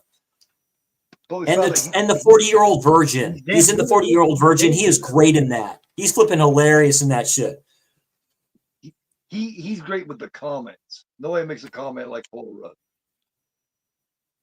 Him and Seth Rogen are all playing fucking video games and stuff like that. He all turns to him and says, "You know how I know you're gay? You listen to Coldplay." And I was just like, just cracking up. You can't say that shit no more. Yeah. My favorite lines from Avengers Endgame is when he said, "Yeah, don't listen to him, Cap. That's America's hat." That's right. It's Oh, Civil War. He's great in Civil War. That's my favorite Marvel film. Man, I love Civil War. That is a good one. That is a really good one. Captain America Civil War. All the Captain America films are good. Well, except for I heard the last one's not that good. Yeah, that's what I heard too. The one that Brave New World and stuff like that. You have this cast of characters. They're all good actors. Harrison Ford, flipping Anthony Mackie's a very good actor. Yeah, Ford had to take the place of William Hurt. Mm-hmm. Yeah, rest in peace. Too, yeah, rest in peace. William Hurt was great. Altered State. In the Village. Yeah, he was in M. Night Shyamalan's The Village. People hate on that film a little bit. Altered States, The Big Chill, Body Heat, Mr. Brooks. You could go on and on with William Hurt. Yeah, he was he in he wasn't in Jacob's Ladder, was he? No, I'm thinking of someone else. I don't remember. I only seen that once. That's That's a lot. I mean, it's good, but it's just kind of a longer. Jacob's Ladder is a hard watch, kind of. It's a horror film, but yeah. Oh, yeah. Macaulay Culkin is in that. A very young Macaulay Culkin. He has a hot wife, dude. Yeah, good for him. Doing to this very little man. I didn't realize this man was that little. He's like the size of a little kid, man. He just hopped up on the counter like a little boy, cocked the gun. Hey, click. Click, I got it. Looked like he had to put both arms fully into it. Stick the baby in the box in the back. It's like teaching them how to shoot a 30-30. Yeah, you don't hold it like that and blow your damn shoulder off. You hold it like this. You gotta get your big boy pants first now. All you have is little boy pants. So this kid going, look, why is this strange man touching me? I'd go with Steve Buscemi. I like him. Like, Steve Buscemi's funny. Like, he's the annoying dude. He's the one who's like annoyed with everybody. He's like, what the hell, dude? And he doesn't say it. He's one of those guys. Like a Reservoir Dogs, like you can hear his voice amongst everybody's. Like you can't see him, but you can hear his voice. Like Fargo. Like Fargo, he's that guy in Fargo. Yeah, he's that guy in Fargo. Oh yeah. Why I gotta be Mr. Pink? You might as well call me Mr. Puss.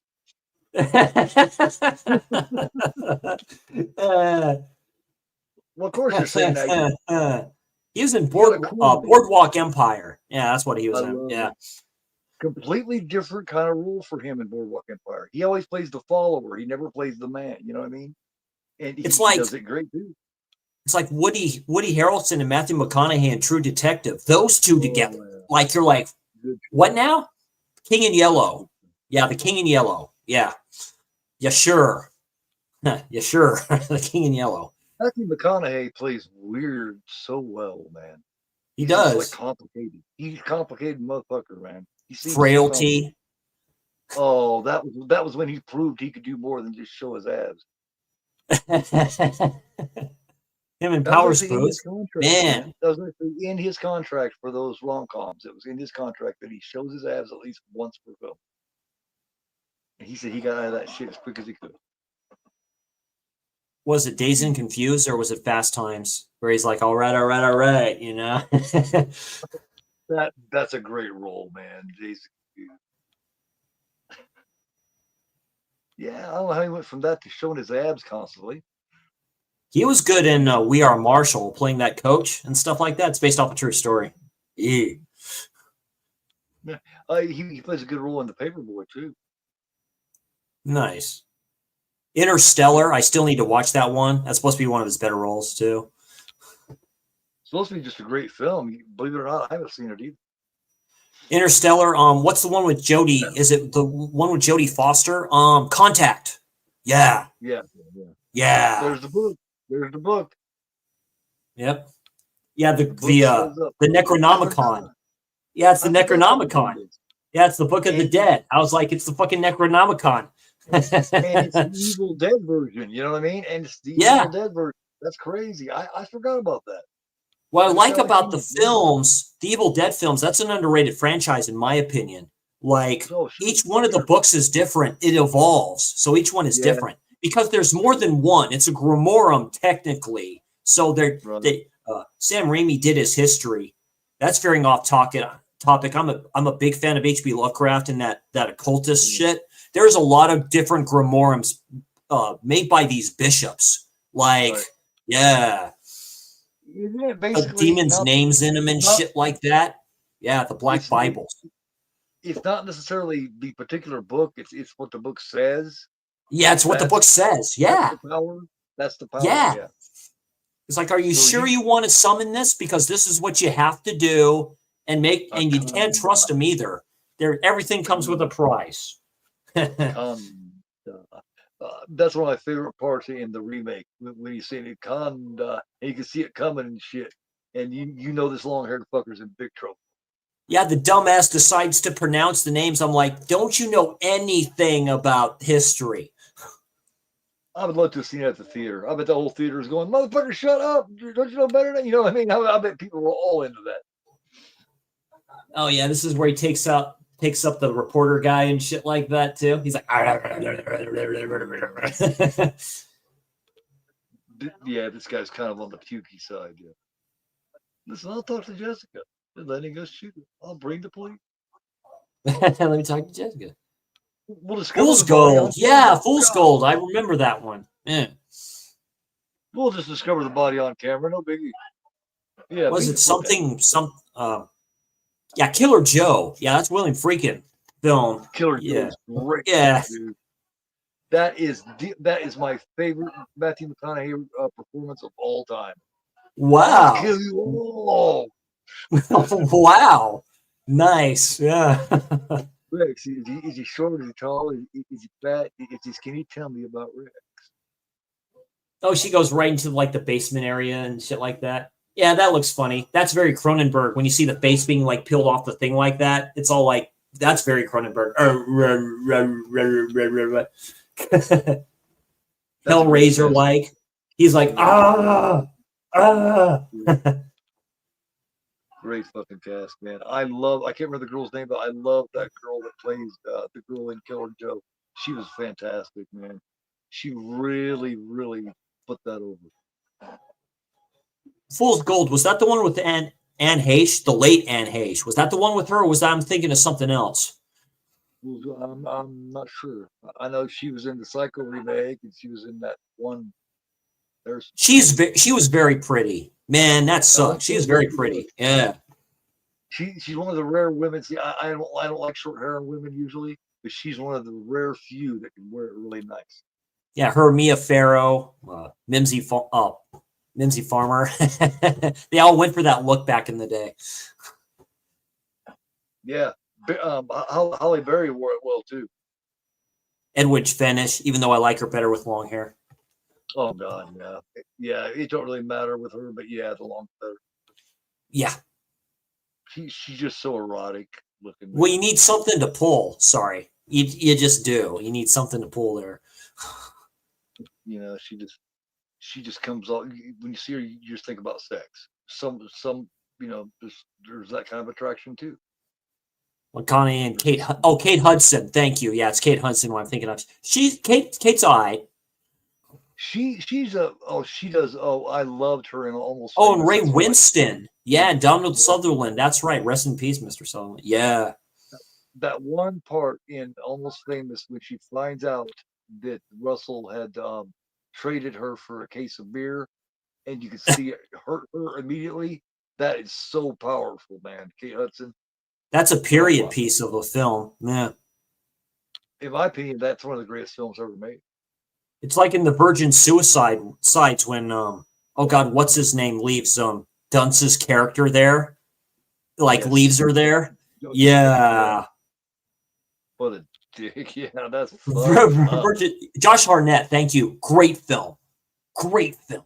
I love the Virgin Suicides. It's a great film. Yeah. Very good actor too, man. Kristen Dunst, the one chick who played in Criminal Minds, plays the other sister. She's really pretty. Paige Brewster, no, not Brewster. I forget her name now. Really cute. Yeah. James Woods, flipping. You also got the one that played in Zombies, Halloween, and Forrest Gump as a little girl, Jenny. Jenny. That's right. Yeah. Yeah. Jenny. She's the youngest one, I think, or one of them. Jenny. Oh, Jenny. That's just such a good show, Virgin Suicides is, and it's so simple. Nothing really happens. They don't really go anywhere but right there, and it's so brilliantly done, man. Yeah. I fucking loved it. I loved it. That's my favorite era of Kirsten Dunst. I think that was her best work. Was around that. Oh. Freaks right into the car. Nope. We're going. We're leaving. Of course, she was always good from the time she was little. She was in another one too. It's kind of like she's younger too, and she's with this one dude. They're like traveling the country together or something like that. I forget the name of it. I think that's her. Have you seen Melancholy? There's a lot she's been in. Yeah, there's a lot she's been in. Melancholy is great too with her. Oh yeah, Melancholy. Yeah. That's a Lars von Trier, maybe. Oh, Von Trier's a trip. Lars von Trier's a trip. Kate Hudson is now a musician. She's a singer. You either become a producer or something like that. A lot of actresses have done that, or they get married to a rich person. So it's like she's in like a country band right now. She actually remade Voices Carrie. I was like, oh no, don't do that. There's only one chick can sing that song. I agree, Stacy. Like, yeah, Tubi definitely. I'll rep Tubi all the time. Tubi has everything. Has horror, has giallo, has poliziottessi films, Eurocrime, has westerns. Like, has a shitload of westerns. It has Red River on there with John Wayne. I highly rec that film. Highly rec that film. Yeah. And they swore they will always be free. The only drawback is you got some ads. Big deal when you got a fucking deal. Like that. With westerns, I understand it's an issue because a lot of the older school, like Sergio Leone, those are epics. Those are epics, man. They are long as fuck. It's like, it kind of complicates watch-alongs, but other than that, that's no big. Yeah, no, that's no biggie. Yeah. You got a catalog like that, and you're free. I'm trying to get into westerns. I just need to watch more and stuff like that. Like Tombstone's my all-timer. I love Tombstone a lot. I like The Quick and the Dead a lot. The Unforgiven. Unforgiven. Pale Rider. I like the Outlaw Josie. I like the Outlaw Josie Wales a little better than Unforgiven, and I love High Plains Drifter. I love High Plains Drifter a lot. Yeah, I love High Plains Drifter. Yeah, because you don't know if he's the devil or not. You don't know who he is. He's probably the dead sheriff that those pieces of shit people in the town decided to. Joe Kid's and they have ads now. Absolutely, Stacy. They do have ads now. You sell out. I get it. You're not the big bully on the block anymore. Everybody has ads unless you want to pay $20 a month for it. You know what I mean? You're going to get an ad here and there. Fuck it. The only part Netflix has ads in is since they got the $1 billion deal with WWE to do Monday Night Raw. Jesus Christ. And and they do video games now too. They do video games and they do all this stuff. There's still good content on there and stuff like that. Like, that's crazy because they were on their way out about 3 or 4 years ago.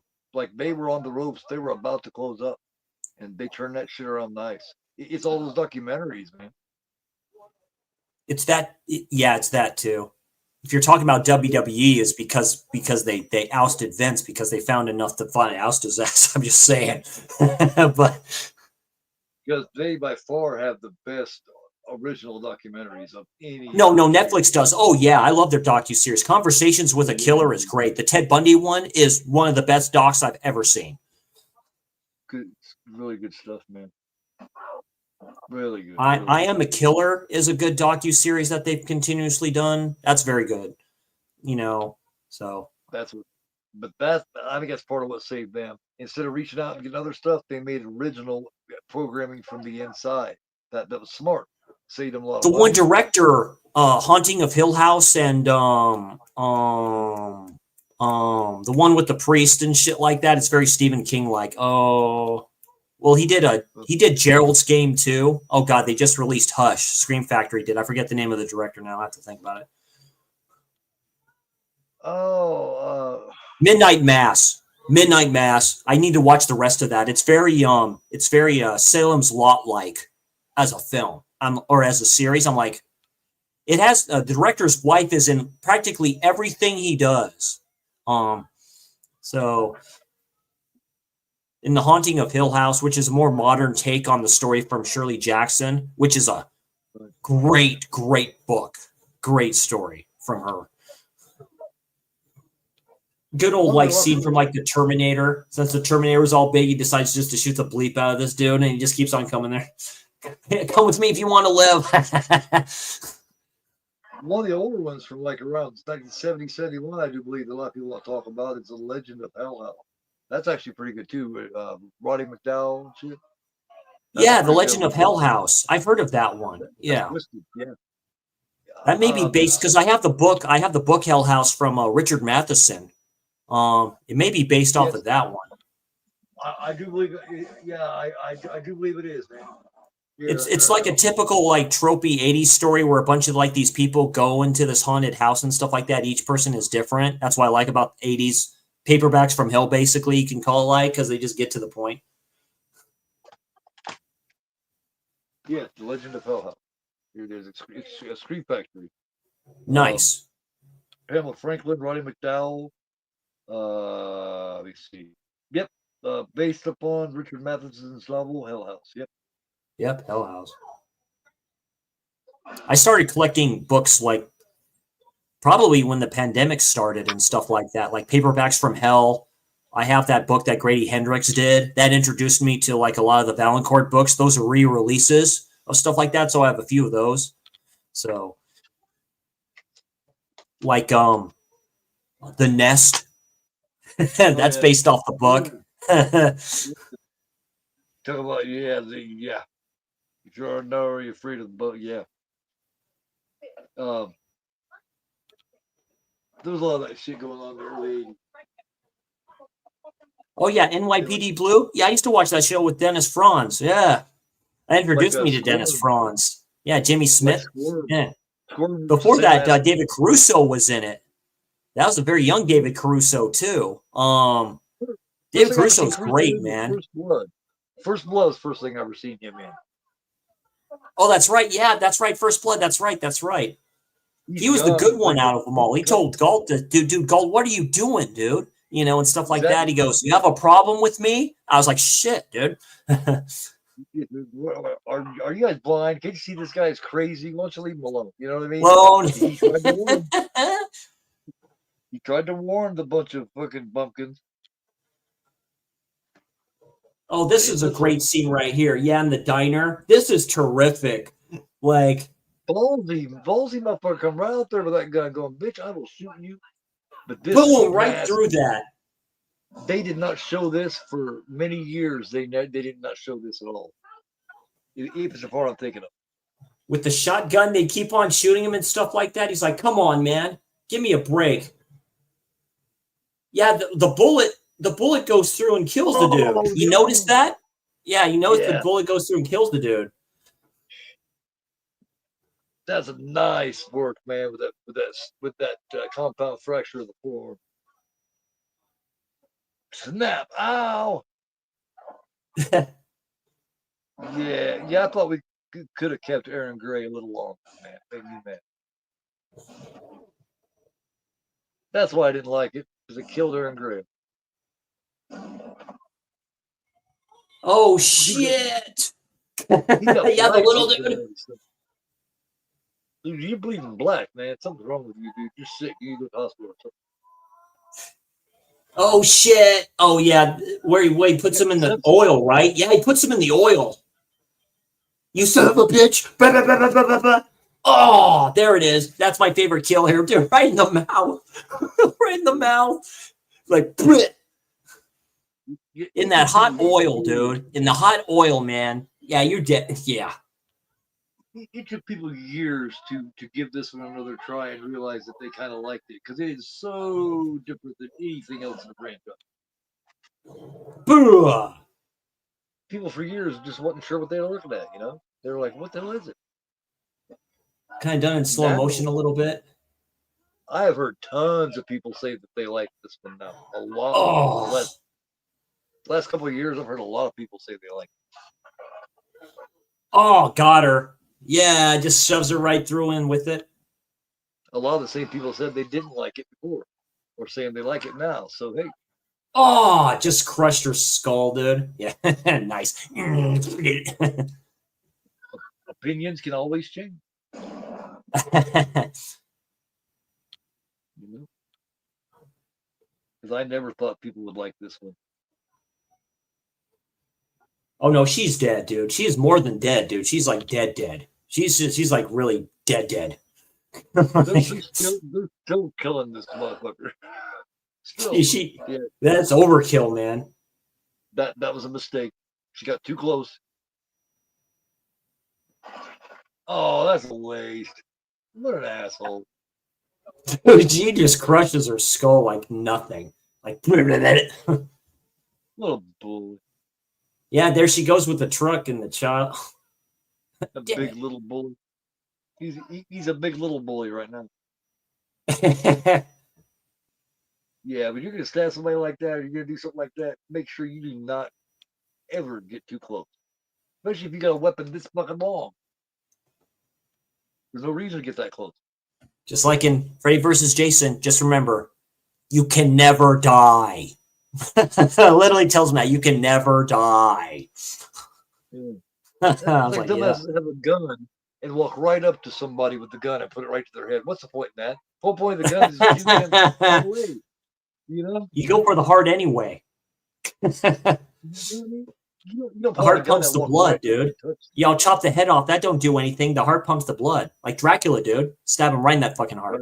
Right. The blood is the life, Mr. Renty. Yeah, Mr. Duke has the kid. George Washington. Oh no, wrong Duke. There's two Dukes in this. Nice old house. I like that. Yeah. Hell yeah. Can you imagine? It just looks hard as fuck to heat, doesn't it? It, Be $2,000. it's probably like already, heat. There's probably like those grates in the floors where the heating comes out from the floor and shit. So I remember those. Or if it's old enough, it may be one of those ones that has a fireplace in every bigger room. Yeah, like a Him and Gothic his- mansion, like Gothic mansions and stuff like that has like the huge immaculate bedrooms and stuff with the fireplace. Then you're just gonna spend a lot of time chopping wood.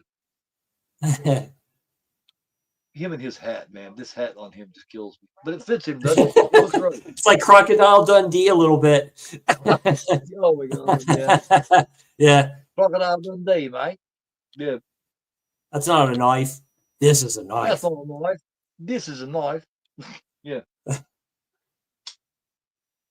Great Right films. there. Good films. Yeah. Yeah. Fun, man. Fun.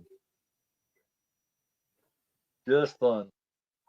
Oh yeah, the magic dagger and shit. What the fuck? So definitely from when I look at this now, it's definitely from Evil Dead. Like they copied a lot of shit from Evil Dead with the dagger and in the book and shit like that. It's the magic dagger. Right. Yeah, she's part of a cult and blah blah blah. Which makes no sense, which is fine. You can put that in like 90s where we're starting to get maybe a little smarter. We're like, yeah, okay. Right. Yeah.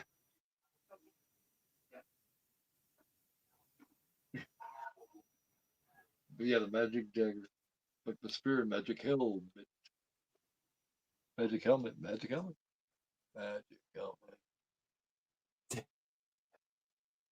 New sample. Yeah, here goes the police officer at the last minute. What do you mean you won't put the baby in more danger? You're standing there with the baby being fucking sought out. It's in danger, man. Wake up. Come on. Get off the coke.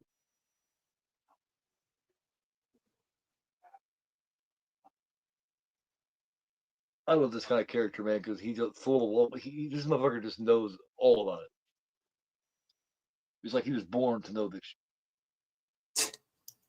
Like the time he was a kid, his parents taught him to be this smart motherfucking, like, you know. Like Kyle Reese from the Terminator. Yeah. It's what he does. It's all he does. He does. You can't stop him. He'll wait for you. I'll tell him to pull her Fucking fucking heart out. Yeah, yeah, yeah. Listen and understand. Don't do that. Don't do that. Machines don't. Terminators don't feel pain. I do. Man. God damn, she bites the fuck out of him. He even leaves some Michael Biehn is the man. He is a great actor. He is very good. Yeah. He's in the the Fan. I have that release. Yeah, from Scream Factory, the Fan. Yeah, with what's her name? Faye Dunaway? Is that her? No, it's some other actress. No, that was Lauren Bacall. Lauren Bacall, yeah. She's very pretty. She's very pretty. Yeah, she's very pretty. Oh, but she was a young woman. She was fucking sultry pretty. Oh, she looked good in Misery. James Caan's publisher. Yeah. But I mean, like back in the 40s and 50s, it'd be really easy to just put your lists together below. Flipping McClintock and Rooster Cogburn, I think. She was in with John Wayne, I believe. I think it was Rooster Cogburn. Yeah, she did. Yeah. I forgot about her being in Misery. Yeah, she's the publicist. The publicist. Yeah. Yeah. That's early 90s too, so it's like so. Oh yeah, look at this. It's the flipping like this fetus looking thing that comes from his throat or whatever. Like this. The practical effects are done very well here. Like done very well. She was on and off again with old Humphrey Bogart for many years. Yeah. Old Bogart. Here's looking at you, kid. Hey, sweetheart. She lived a good life, yeah. Oh, dude, yeah. Because Bogey had been dead for a long time. She outlived him by 40 years, at least. Hot take: I've never seen anything from Bogey, and I have Casablanca. I just got that 4K for that, but yeah, I've seen no Bogeys before. I was say Casablanca is like one of those films that you just kind of got to get. You know what I mean? Kind of like the Wizard of Oz. You just kind of got to get it, man. In order to be The Big Sleep was his last film. I know that. The African Queen is a really good one with him. It stars him and Katharine Hepburn. Nice. There's an episode of Law and Order SVU where the serial killer was that's what he was going by, like Bogart's like stage names and stuff like that. Right. They bring his mother in to try to, talk to him and stuff like that too. He says, "Mom, you know who or he calls her Ida, actually, never calls her mom. He says, Ida, you know one of the aliases I used? Eddie Willis." And she goes, "Bogey's last role." And I was like, yeah. Yeah. She's taking the big sleep and stuff like that too. Yeah, I loved SVU, early SVU episodes. Yeah, get the dagger. Yeah, there's Jason. He's all grunting and shit. You're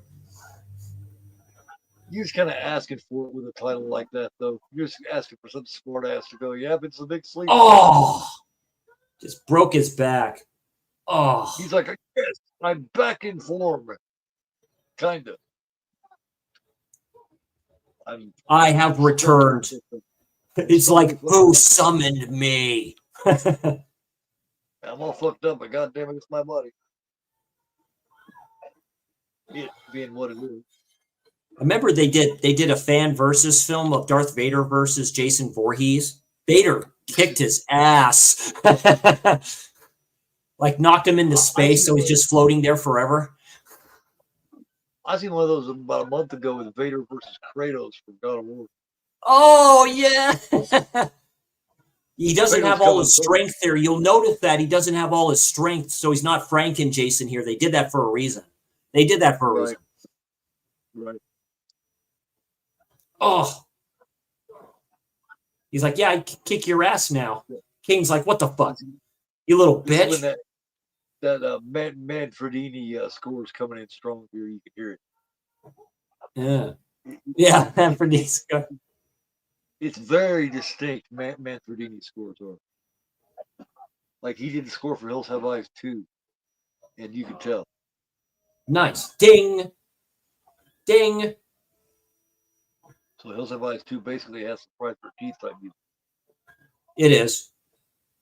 It does, because, you know, that's why he mainly stuck with Friday, because it was just his thing. He did a lot of... Wee! I got the Oh, the first jungle three gym. There it goes. Oh, he's all stuck in there. I ordered the X pre-order double vinyl yesterday. Nice. I just had to, man. It was almost sold out pre-order, so I. There she is, right behind him with the dagger. Yeah. Get the fuck off me. X so much more. After I seen Pearl, I appreciated X so much more. Oh, bitch, get down. I'll tip the whole fuck down. I'm Jason Voorhees. You know? Couldn't get up on some monkey bars and hide from me. I'll drag you over here and butt fuck you or something. That'd be fucked up, wouldn't it? Damn. That'd give Jason a whole new threat, wouldn't it? Like, damn, you wouldn't believe it. The new Friday the 13th Jason was butt fucking people. Oh. Hitting with that magic dagger. He all does some Liu Kang against Shang Tsung stuff. Yeah, there it is. Flawless victory.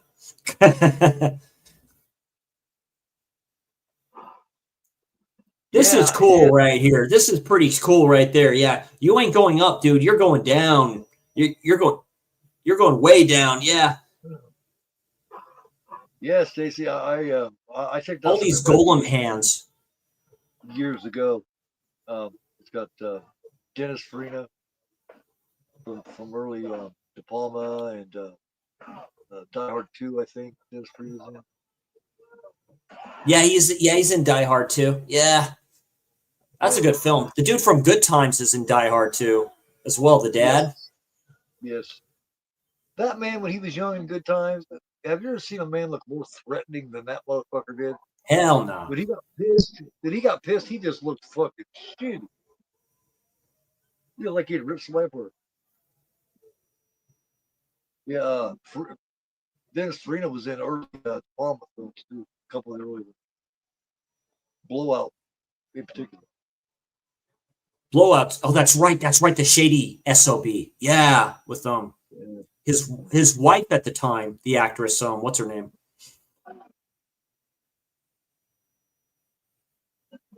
Yeah, that wasn't Nancy Allen was married to Paul. Nancy Allen. Thank you. Nancy Allen's hot. I love Nancy. I love Nancy Allen. Yeah, RoboCop. Her and PJ, they're the two biggest assholes in Carrie. I love both of them. That's right. Oh yeah, the TJ character. PJ with that hat, which was hers, and he made her wear it because she wore it into audition, even though she didn't want. Her character is great in the book by Stephen King. Her character is ruthless. Yeah. Because and Travolta's character is a dumbass. He's a dumbass. He just is. But yeah, well, that was perfect casting because Travolta played it like a dumbass too, man. This is good. You see all the wind blow off the mask and you see it just sitting there. Now it'll blow off like the whole thing. This is where it gets interesting. Yeah. Yeah, you see the dog and shit like that. Yeah, it's like the dog comes up to it. They could have ended it here. Yeah. Because the dog knows. They definitely were shooting for something different in this one, man. And you got to respect that. You got to respect it. And this is where they did a teaser, and I think everybody in the theater that saw this for the first time are like, whoa, what the fuck? Mm-hmm. And you hear them laugh. You hear England. It took years afterwards to get it done, though. Yeah. It'd been cool. It was so worth it. It was so worth it. That's a fun film. That'd be cool if they could have played on it right away, though. You know what I mean? Yeah. Yeah, and get actually Kane Hodder, because he was in talks to play that part. He was in talks, of course. You talked to him, he said he was in talks to do it, but just never happened. Well, they fucked over Robert Englund because Robert Englund signed to do that with the idea that that's what was going to be going on. He Yeah. thought he was going to be with Kane Hodder. That's why he agreed to it. And that's more of a nightmare film than it is a Jason film. And that's my favorite. That's my favorite Freddy is in Freddy versus Jason. He is sadistic. He becomes the demon in that. Yeah, he's in the water and he all points up at her and he goes, "You." And he just goes up there and stuff like that. I'm like, uh-oh. But ladies and gentlemen, one scene when he jumps out of the water and jumps onto the pier. That's what I mean. Yeah. He's all red and shit like that. Yeah. We'll discuss that in a future slash along. Yeah, ladies and gentlemen, that's Jason Goes to Hell, the final Friday, the unrated cut, basically. So I didn't hate it. I didn't hate it this time. I'll give you that. I didn't hate it. Yeah, like I say, it's a fun one to put on for the hell of it, for shits and giggles and stuff like that. Maybe it was just the company, I imagine. Yeah. I'll say it's a 6 out of 10. It's a strong 6 out of 10 for me. Yeah, so like say overall thoughts on the film again there Keith. I can see where people enjoy it. They have fun with it. I like the return of Jason toward the end. Hated killing off Aaron Gray early, but you gotta love old dude with his hat. If he didn't have that hat, it would not have been the same at all. He's like, you know what I mean? I back in the day, I probably would have gave it about a 2 or a 3. I'll get a 5 out of 10 now. It does have the fun factor, and I do respect the fact that they had the guts to go outside the bun or outside the shell just a little bit and do a little different because it needed it at the time. Yeah, I totally agree. Yeah, it's a good fun watch. Like I say, this release is part of the Scream Factory box set. If you can still get it. It's worth it. We're almost at the home stretch. It's on sale right now on Scream Factory for like $129. Yeah. We're almost at the home stretch, so expect a future slash along of Jason X, and then there's Freddy versus Jason, and then there's the remake. So definitely be doing those with my horror brother Keith over there and stuff like that. What's your plans on your channel there, my man? Oh man, I got all kinds of shit going on. I just recently jumped back into Tuesday, like I went for a good couple of years. It's been about a year though now, and I jump back on Tuesday nights, either 10 or 11 p.m. Eastern time, and I will be doing watch along every Tuesday. May jump back in Monday also. I'm not sure. I'm doing Sunday afternoon matinees right now. I'm right in the middle of not right in the middle. I'm getting ready to do Rocky 2, the Rocky franchise. I got 2 Ranking Evil's getting ready to come out. I have a epic looking substance review that I'm getting ready to do, and a couple of other little surprises that I'm cooking up that I think would be really interesting. Very cool. As for my channel, I'm officially back. I'm feeling better. So Found Footage Friday is going to be on Exhibit A. Very good found footage film. I recently watched it. That is on Tubi. British film done in 2007. And then Slasher Saturday is going to be on Deer Camp, which is a recent release, which I heard is pretty good. I have just recently got that release. And future slash alongs next week, Slasher Stream episode 9 with Darren. We're going to be talking about William Friedkin's Cruising and Kirshner's The Eyes of Laura Mars. So two American Giallos. And then episode 10 Slasher Stream, that's going to be a big one. It's a trilogy of a certain type of films. It's a big one for us, definitely for slasher fans. You can probably guess what it is. We're getting into spring. It's coming. Summer Slashback will be coming. You probably get an idea for what that one's going to be. Future plans with my horror brother over here, Keith. We got the found footage corner. We're going to be talking about found footage films and stuff like that too. So we're going to be talking about some interesting ones here. So I want to go by aspect of 2 found footage films. I'll talk to him about that after stream. So expect that. expect future Hammer times in the future. I have to dive into more of my Hammer films. So thoughts on the next thoughts on I'm going to do. Thank you all for voting on my YouTube page. A Clockwork Orange. I just recently watched that yesterday. Expect that next week. And yeah, great stuff ahead. Yeah, so definitely. Hey, Steve, thanks for dropping in, saying hi. I really appreciate it. As always, if you can, hit that like, hit that subscribe. Follow Keith there over at Agoraphobe, a.k.a. The G.A.P. He's doing great stuff over here. Thank you all for joining who did. This was a fun one. Still knocking on that door, man. Still knocking on that 1K door. That's right. Knocking on that 1K door, getting them up to 1K. It may be a pipe dream. I'd like to get up to 300, possibly, but I'm going to keep on pumping at that content because that's what I like to do, and it keeps me sane. And it's all in fun. And you'll go way beyond that. Don't worry. Oh yeah, like always, I am Chris C. I am the film nerd, or whatever the heck you want to call me. He is Agoraphobe, aka The G.A.P, and you are not. You are not. Take care, everybody. I will see you on the next one. And as my boy Pug said, I'll see you all in Disneyland.